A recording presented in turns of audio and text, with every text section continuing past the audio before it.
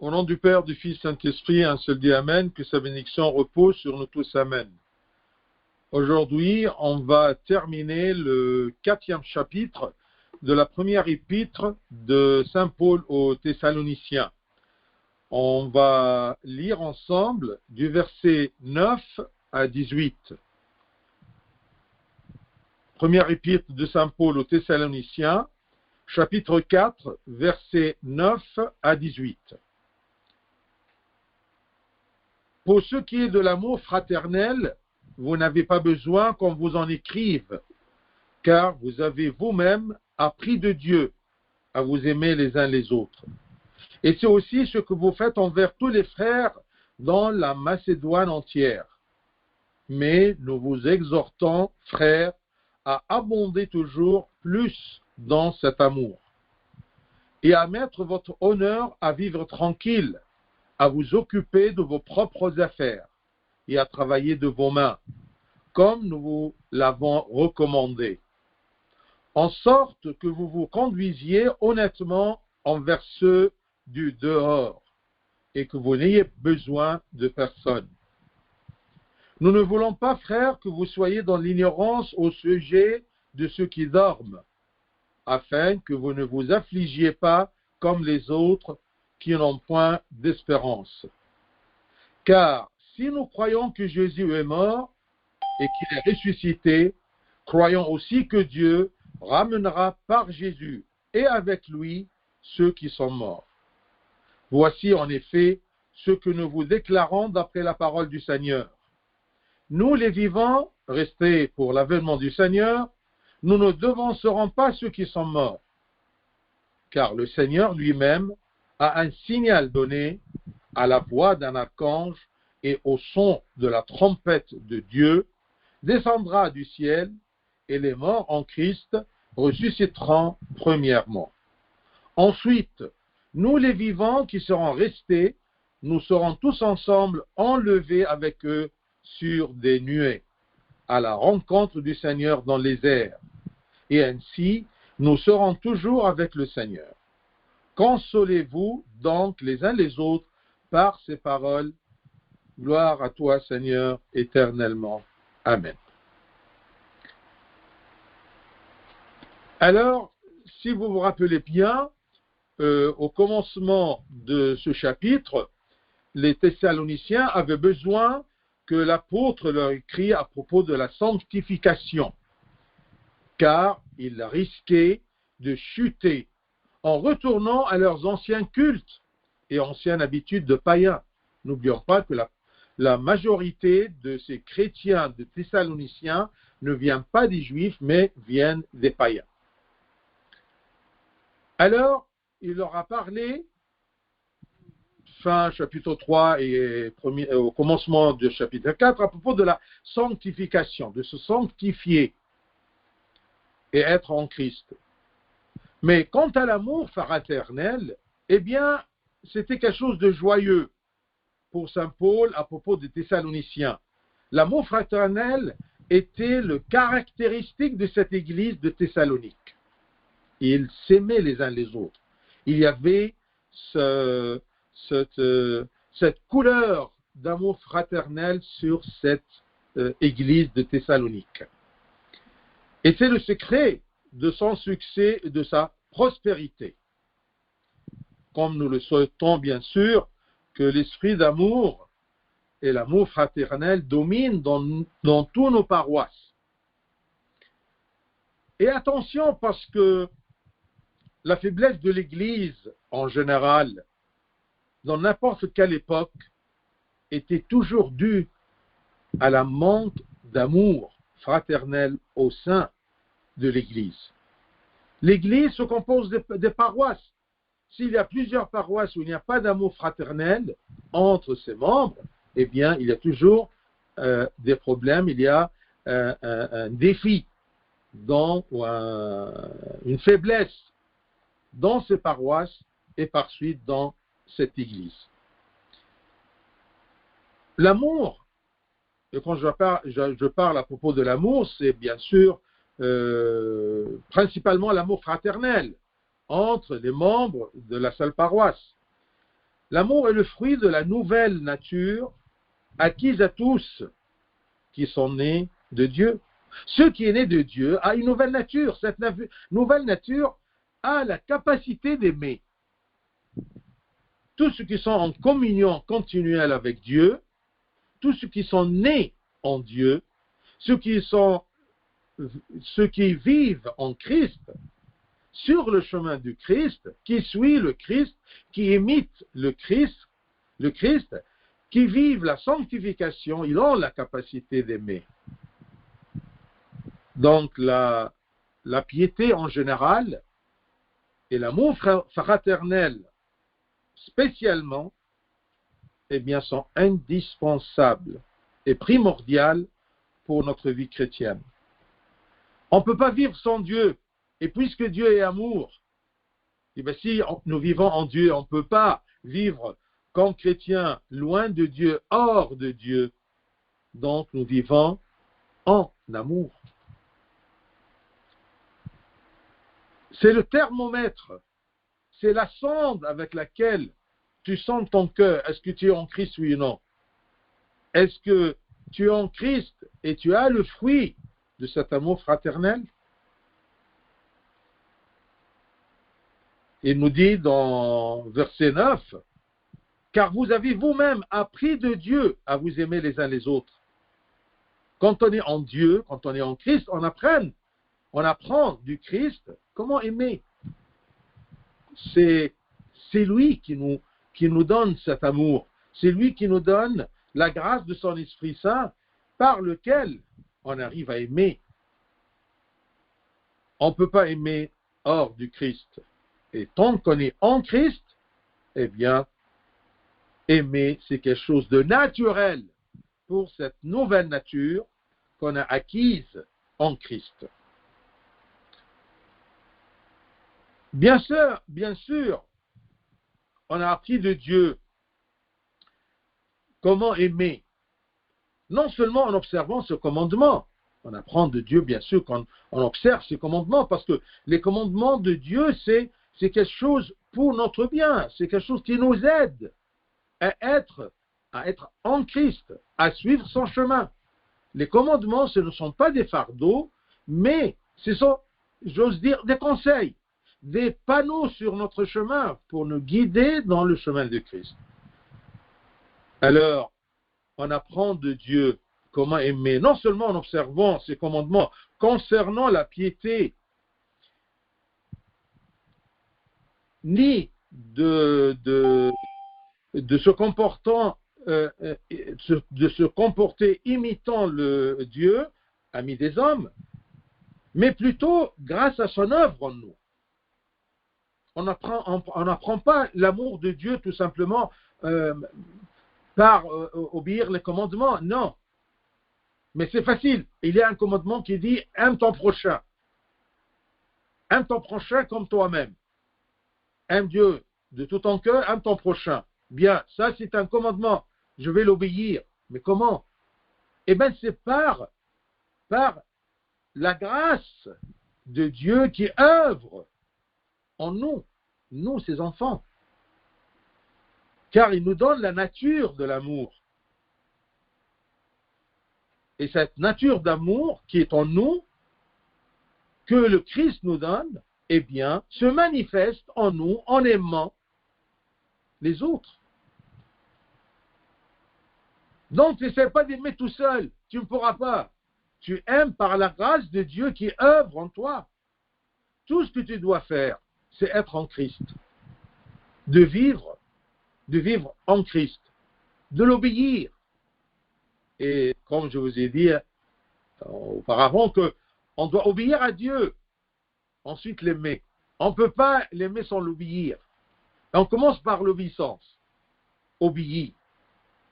Et tu auras la grâce de l'aimer, et tu auras la grâce de l'amour fraternel par lequel tu peux aimer les autres. Verset 10, il nous dit, et c'est aussi ce que vous faites envers tous les frères dans la Macédoine entière. Regardez leur amour fraternel. Ils vivent bien en Christ et ils se sanctifient en Christ. Eh bien, ils ont pu aimer non pas tout simplement ceux qui sont en Thessalonique, mais dans la Macédoine entière. La Macédoine, c'était la partie du nord, de la Grèce, où, disons, c'est comme un canton, comme comment dire, en Suisse c'est canton, mais chez vous peut-être c'est une, je ne sais pas, une région, d'accord? Et c'est aussi ce que vous faites envers tous les frères dans la Macédoine entière. Mais, malgré que vous aimez tous les gens, c'est bien. Mais nous vous exhortons, frères, à abonder toujours plus dans cet amour. Il n'y a pas de limite dans cet amour-là. Les Thessaloniciens vivent en amour fraternel pour toute leur canton, pour toute leur région, la Macédoine tout entière. Mais la chrétienté, mais la vie en Christ, c'est un accroissement. Ainsi, l'apôtre leur demande de croître dans l'amour sans limite. Comme le pardon de Dieu pour nous, c'est sans limite parce qu'il nous aime, eh bien, on doit le suivre dans cet amour-là. Il n'y a pas de limite, ni dans la sanctification, ni dans l'amour fraternel, ni dans la piété, ni dans la vertu. On doit toujours avancer pour ne pas reculer. L'amour fraternel, c'est important, c'est primordial. Et on le reçoit par la grâce de l'œuvre de l'Esprit de Dieu en nous. Versets 11 et 12. Et à mettre votre honneur à vivre tranquille. Quand on aime, on sait vivre tranquille. Quand on aime, d'accord, eh bien, le fruit de cet amour fraternel, c'est la tranquillité. À mettre votre honneur à vivre tranquille, à vous occuper de vos propres affaires et à travailler de vos mains comme nous vous l'avons recommandé, en sorte que vous vous conduisez honnêtement envers ceux du dehors. Ceux du dehors, c'est-à-dire qui sont hors du troupeau du Christ, c'est-à-dire les païens, c'est-à-dire les juifs, c'est-à-dire tous ceux qui nous entourent sont ceux du dehors. En sorte que vous vous conduisez honnêtement envers ceux du dehors et que vous n'ayez besoin de personne. C'est clair, bien sûr, que quelques-uns des Thessaloniciens ont arrêté de travailler, adoptant l'idée que le Seigneur viendra bientôt pour juger le monde. Alors pourquoi travailler? Eh bien, puisqu'il va venir rapidement, eh bien, on va l'attendre et ce n'est pas la peine de travailler. Bien sûr, c'est faux. On ne peut pas accepter dans la chrétienté ceci. C'est pour cela qu'ils commencent à les solliciter à travailler. Parce que ne pas travailler, pour une ou d'autre raison, ça c'est la raison des Thessaloniciens, quelques-uns bien sûr, mais parfois on ne veut pas travailler. Comme vous dites toujours, on a la flemme, d'accord, de travailler, et vous êtes dans le vide. Eh bien, ce comportement de ne pas travailler suscite toujours le chômage et l'inoccupation. Ce qui mène, quand on n'a rien à faire, ce qui mène au bavardage inutile et à la perte du temps. Et ça mène aussi à se mêler des affaires des autres. Par curiosité, je n'ai rien à faire. Alors je pense à quoi? Pourquoi ceci, il fait ceci, celui-ci, il fait cela. Qu'est-ce qu'il a dit? Et qu'est-ce qu'il fait? Et l'autre, qu'est-ce qu'il a dit et qu'est-ce qu'il fait? On commence à se mêler des affaires des autres. Ce qui produit des problèmes. Il nous dit ici, d'accord, que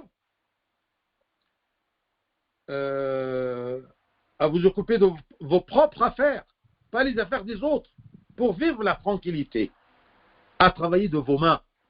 c'est-à-dire d'avoir une occupation. C'est pour cela que même quand on termine le travail, on doit être toujours préoccupé parce que le vide, ça nous mène à des problèmes. On se mêle des affaires des autres, on produit des problèmes et ceci nous arrache à la tranquillité. Et quand on n'a rien à faire, il y a toujours cette idée de curiosité. Je veux me préoccuper, alors je cherche. Non pas dans mes affaires, parce que je n'ai rien à faire, mais je cherche dans les affaires des autres. Regardez le sage dans le proverbe Salomon, qu'est-ce qu'il nous a dit? Proverbe 24, de 30 à 34. Proverbe 24.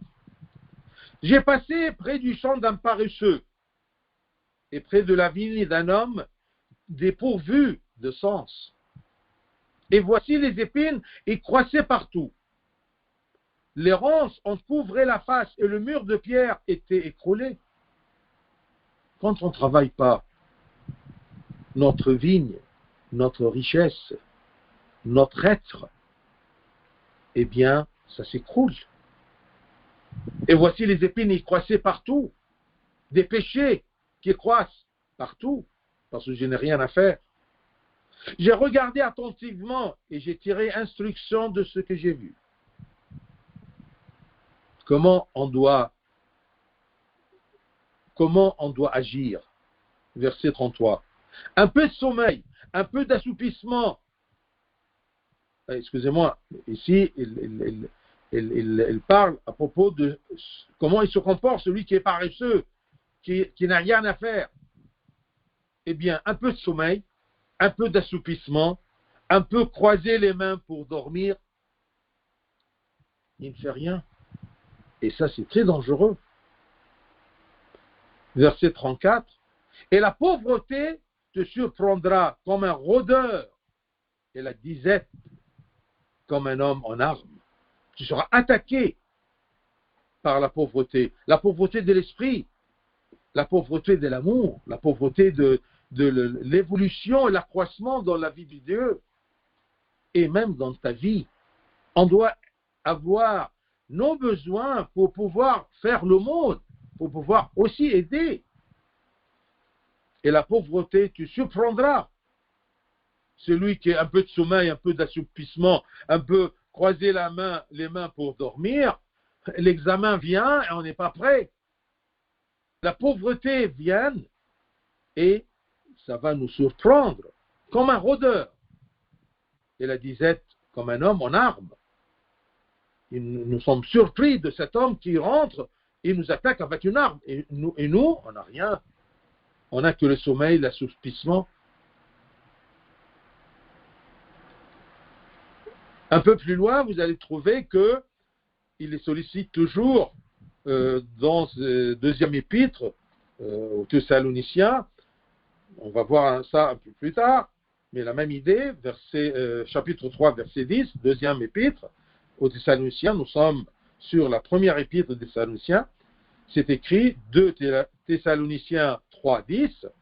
Car lorsque nous étions chez vous, nous vous disions expressément, d'une façon explicite, d'une façon claire, d'une façon précise. Si quelqu'un ne veut pas travailler, qu'il ne mange pas non plus. Est-ce qu'on peut ne pas manger? Donc, on ne peut pas ne pas travailler. On ne peut pas ne pas être préoccupé. Méfiez-vous du vide de la pensée, du vide du cœur. On n'a rien à faire. Attention, on doit se préoccuper. C'est comme le pape Chenoud a dit, parfois il y a quelqu'un qui fait n'importe quoi, alors on lui dit, mais qu'est-ce que tu fais? Il dit, je fais passer le temps. Le pape Chenoud disait, attention, ce temps, c'est ta vie. Parce que la vie, c'est quoi? Que quelque temps. Alors si tu perds ton temps, tu perds ta vie. Et tu auras, comme il a dit Salomon, et voici les épines, et partout, les ronces en couvraient la face, et le mur de pierre était écroulé. Faites attention.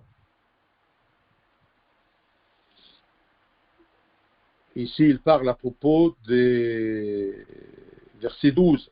En sorte que vous vous conduisez honnêtement envers ceux du dehors et que vous n'ayez besoin de personne. Pourquoi il s'intéresse à propos de ceux qui sont de dehors? Parce que faites attention. Les incroyants, ceux qui sont de dehors, observent et surveillent toujours de près le comportement des adeptes de cette nouvelle religion à Thessalonique. Et aussi pour nous aujourd'hui. On se dit et on dit, nous sommes des chrétiens. Alors, ceux qui sont de dehors, ils commencent à nous surveiller. Ils surveillent notre comportement, comment on vit. Donc, faites attention. Comportez-vous d'une façon adéquate, afin qu'ils voient en vous des gens honnêtes, paisibles, calmes, aimables, qui ont la crainte de Dieu, qui s'intéressent à leurs affaires, pas les affaires des autres,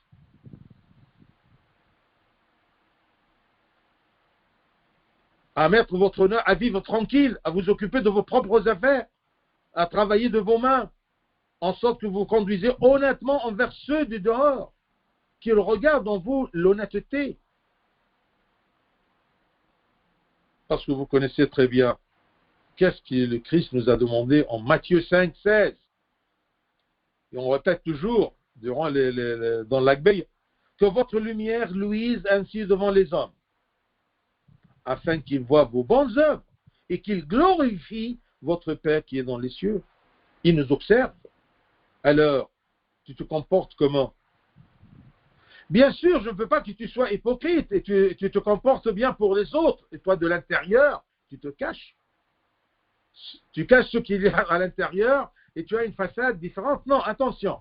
Si on dit comporte-toi bien pour que les gens voient vos bonnes œuvres, non pas pour chercher la vaine gloire, mais tout simplement pour qu'il glorifie votre Père qui est dans les cieux. Parce que de même, le contraire, Saint Paul dit aux Romains, chapitre 2, verset 24, Romains 2, 24, car le nom de Dieu est à cause de vous blasphémé parmi les païens. Parce que les païens, ceux de dehors, ils nous observent. On doit leur présenter le reflet du Christ qui est en nous. Donc l'apôtre les conseille de réagir avec les autres, avec sérénité, avec calme, sans agitation, afin de vivre en paix et en tranquillité. Ne te mêle pas des affaires des autres par curiosité. Ensuite, tu as des problèmes et alors tu te plaignes. Mais c'est toi le fautif. Et pourquoi tu te mêles des affaires des autres? Parce que tu ne travailles pas. Parce que tu cherches la paresse et le sommeil. Tu as, comme on dit toujours, d'accord, tu as la flemme. Donc, cherche à agir pour aider les autres, au lieu de demander leur aide. Il y a des gens toujours qui observent les autres en disant, mais pourquoi ils ne sont pas gentils? Pourquoi ils ne m'aident pas? Cherche que tu aides les autres, pas que les autres t'aident. Ça, c'est un chrétien. Et la force et l'aide et le soutien, tu le prends du Christ. Ton Christ qui te soutient, qui te garde, qui te protège, qui bénisse tout ce que tu fais dans ta vie. Cherche à agir pour aider les autres. Ainsi, tu montres pratiquement ton amour. Et tu mets en évidence l'image du Seigneur qui s'est dépouillé pour la vie du monde. Tu as cette image du Christ. Qu'est-ce qu'il a fait le Christ? Il s'est dépouillé pour la vie du monde. Il s'est dépouillé pour lui. Il s'est dépouillé pour nous. Pour nous sauver. Par amour. Fais ce que tu dois faire. Sans attendre qu'on te demande de le faire. Parce qu'il y a des gens qui, dans leur travail, dans leurs études, dans leur service à l'église, ne font rien que si on leur demande. Non. Sois honnête. Travaille de tes mains, comme nous vous l'avons recommandé. Vous vous conduisez honnêtement. Un homme honnête, c'est celui qui fait ce qu'il doit faire sans qu'on le surveille. Il le fait parce qu'il le fait pour Dieu, non pas parce qu'il y a quelqu'un qui le surveille ou quelqu'un qui est derrière lui. Non, je sais mon travail, je sais mon devoir, alors je dois honnêtement l'accomplir.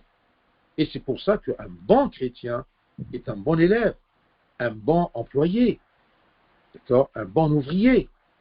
Il travaille honnêtement. Vous voyez, en sorte que vous vous conduisez honnêtement envers ceux du dehors, c'est-à-dire devant ceux qui est de dehors, parce que ce sont les yeux qui nous observent. Et on prend soin de ces yeux, de ceux du dehors, pour qu'ils glorifient notre Dieu. On devient des témoins pour ceux qui du dehors. Ensuite, du verset 13 jusqu'à verset 18, eh bien, Saint Paul, il parle aux Thessaloniciens à propos de la résurrection des morts et le second avènement du Christ. Je vous ai dit, c'était quelque chose de très important pour les Thessaloniciens, jusqu'au point qu'ils ont cru, alors on arrête de travailler puisque le Christ va venir bientôt. Bientôt, c'est un peu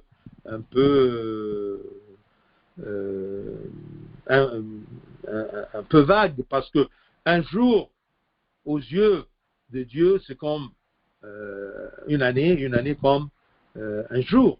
Le Christ est au-dessus du temps. S'il nous a dit qu'il viendra bientôt, ça ne veut pas dire demain, ça ne veut pas dire après-demain, peut-être demain, on ne sait rien.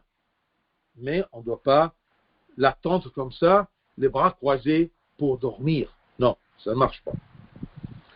Alors, il commence à expliquer qu'est-ce que c'est la résurrection.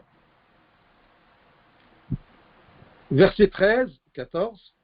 Nous ne voulons pas, frères, que vous soyez dans l'ignorance au sujet de ceux qui dorment. Ici, il dit ceux qui dorment, parce que dans le christianisme, on n'a pas une mort, on va ressusciter. Cette petite mort, la mort de la chair, la mort, c'est-à-dire la séparation de la chair et de l'esprit humain, eh bien, cette séparation-là, cette petite mort, pour nous, c'est comme si quelqu'un est endormi. Mais il va se réveiller. Dans l'ignorance au sujet de ceux qui dorment, afin que vous ne vous affligiez pas comme les autres qui n'ont point d'espérance. Quand on perd quelqu'un de proche ou qu'on aime bien, on est triste, oui, mais pas comme les autres, pas comme les païens, pas comme ceux qui n'ont point d'espérance. Nous sommes des êtres humains, on a des sentiments.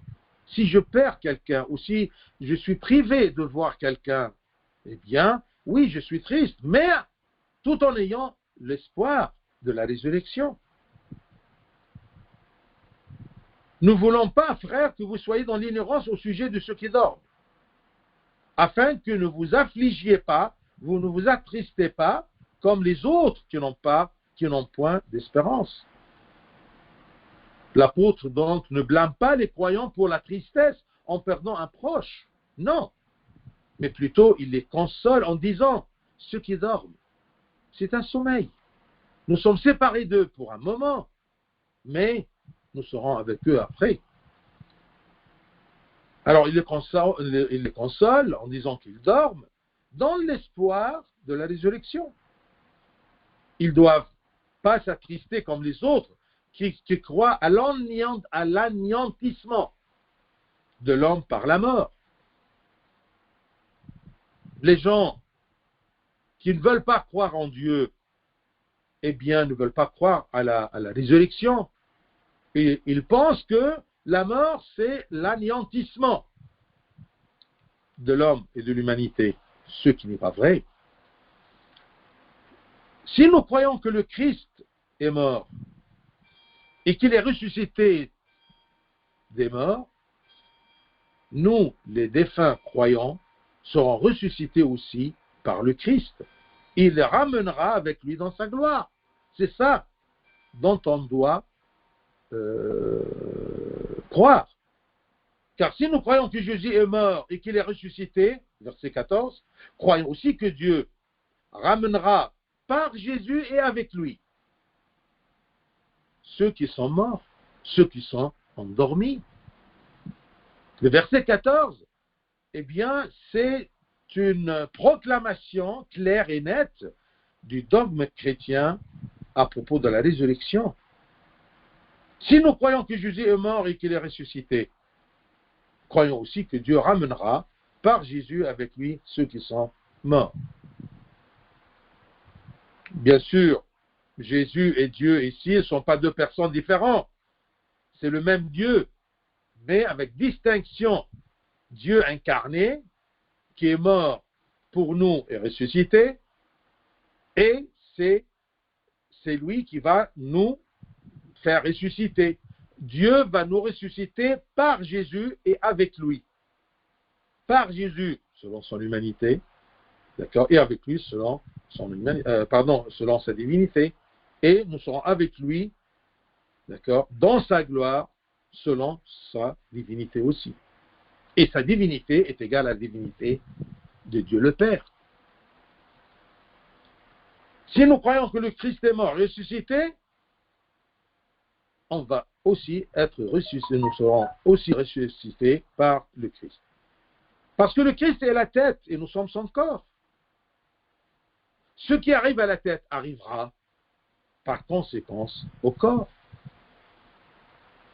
Ça, c'est l'évidence. Il y aura une résurrection, puisque nous, les chrétiens, on croit dans la mort et la résurrection du Christ. Si on croit tout simplement dans la mort du Christ, ça sera une catastrophe. Si le Christ est venu, s'est incarné, il est mort, c'est finito. Voilà. Ça sert à quoi? Non.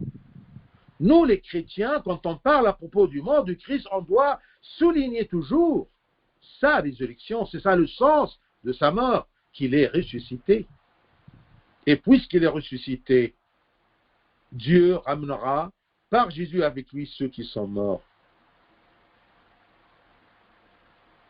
Ensuite, les 3 versets qui restent, 15 et 16, disons, depuis 15 jusqu'à même 18, mais on va essayer de prendre... Voici en effet ce que nous déclarons d'après la parole du Seigneur. Ce n'est pas notre enseignement, c'est ce qu'on a reçu du Seigneur. Nous, les vivants, restés pour l'avènement du Seigneur, nous ne devancerons pas ceux qui sont morts. Qu'est-ce que ça veut dire? Ici, l'apôtre, il commente le déroulement des événements du second avènement de Christ. Quand le Christ viendra dans son second avènement, est-ce que tous les gens seront morts? Non, il y aura sûrement des gens qui sont vivants. Alors, il leur dit, attention, ce n'est pas parce que nous sommes vivants le moment du retour du Christ, d'accord, qu'on va rentrer les premiers. Parce que nous sommes là. Il y a les premiers qui sont présents et rentrent au royaume. Non, le déroulement, ça sera comment? Ceux qui seront vivants le temps du second avènement de Christ ne passeront pas avant les défunts pour rentrer au royaume des cieux. Non. Il nous dit que, verset 16, car le Seigneur lui-même a un signal donné. Quel est ce signal-là? Et ce sera un signal pour nous les vivants et pour même les âmes qui sont morts, qui sont endormis. À la voix d'un archange et au son de la trompette de Dieu. Est-ce qu'il y aura vraiment une trompette? Non, mais c'est quelque chose qui démontre qu'il va venir avec gloire, que tous les gens vont savoir qu'il vient, savoir qu'il descend du ciel. Ça sera quelque chose de proclamé. C'est pour cela que dans le langage humain, on dit il y a une trompette de Dieu. Le Seigneur descendra du ciel et les morts en Christ ressusciteront premièrement. Donc, il vient. Bien sûr, c'est un déroulement, on n'est pas à 15h, ensuite 15h30, mais écoutez, on ne peut pas imaginer. Tout ça, ça se fait. Mais le Seigneur nous a dit, dans le langage humain, le déroulement. Et Saint Paul nous le transmet. Alors, le Seigneur va venir au signal à un signal glorieux. Et les morts en Christ ressusciteront, premièrement. Ensuite, verset 17, nous les vivants, qui seront restés, nous serons tous ensemble enlevés avec eux sur des nuées, à la rencontre du Seigneur dans les airs. Regardez, lui, il descend, il ne va pas arriver, il ne va pas s'incarner, il ne va pas descendre sur la terre. Il descend et nous, on monte. Nous, c'est qui? Nous, les vivants et les morts ressuscités. Mais attention, nous, les vivants, on va se transformer en un clin d'œil. Parce qu'on ne peut pas monter vers lui sur les nuées avec les âmes ressuscitées. Les âmes ressuscitées, ils vont ressusciter avec un corps glorieux, une chair glorieuse, unie à l'âme humaine. Et nous ne sommes pas séparés. La chair n'est pas séparée encore de l'esprit humain. Mais cette humanité va se changer en un clin d'œil à un corps glorieux. Alors tous glorieux, ressuscités et élevés vers lui sur les nuées. Ensuite, nous les vivants qui serons restés, nous serons tous ensemble enlevés avec eux sur des nuées, à la rencontre du Seigneur dans les airs. Et ainsi nous serons toujours avec le Seigneur. Consolez-vous donc les uns les autres par ces paroles. Les détails, ne me posez pas des questions scientifiques, des détails. Écoutez, c'est ça ce qu'on a su. Le Christ descendra du ciel. Les âmes qui ont quitté leur corps s'uniront à leur corps glorifié pour ressusciter. Et tous, les ressuscités et ceux qui sont restés, les vivants sur terre, rentreront ensemble en même temps avec le Christ au royaume. Enlevés sur nous sommes et enlevés avec eux sur des nuées pour monter rencontrer le Christ qui les fera entrer au royaume. Et bien sûr, pour s'élever, nos corps seront transformés en un clin d'œil encore glorifié, comme c'est écrit dans la première épître de Saint Paul aux Corinthiens, chapitre 15. 1 Corinthiens 15 est une référence à propos de la résurrection. Lisez bien 1 Corinthiens 15. C'est un long chapitre, mais qui parle à propos de la résurrection. J'aimerais bien que vous retenez que 1 Corinthiens 15, ça c'est la résurrection. Et c'est un grand chapitre. Alors, voyons dans ce chapitre, versets 51-53. C'est long. C'est écrit, cette transformation-là. Voici, je vous dis, un mystère. Un mystère. Ne me posez pas des questions précises pour essayer de vous expliquer. On ne sait pas. C'est un mystère. Je vous dis un mystère. Nous ne mourrons pas tous, parce qu'il y aura des gens qui vont rester jusqu'à le second avènement. Mais tous nous serons changés. En un instant, en un clin d'œil, à la dernière trompette, la trompette sonnera et les morts ressusciteront incorruptibles. Et nous serons changés. Ça, c'est l'explication de ce qu'il vient dire aux Thessaloniciens, que nous serons enlevés avec eux sur des nuées. Comment? En étant changés en un clin d'œil pour être incorruptibles. On va changer vers l'incorruptibilité de notre chair, parce que la poussière dont on est créé ne peut pas être enlevée vers les cieux. Verset 53, car il faut que ce corps corruptible revête l'incorruptibilité et que ce corps mortel revête l'immortalité pour entrer au royaume des cieux. Et pour entrer au royaume des cieux, on va rencontrer le Christ sur des nuées. Comme exactement il est parti sur une nuée durant l'ascension, et les apôtres l'ont vu. Il va revenir la même chose.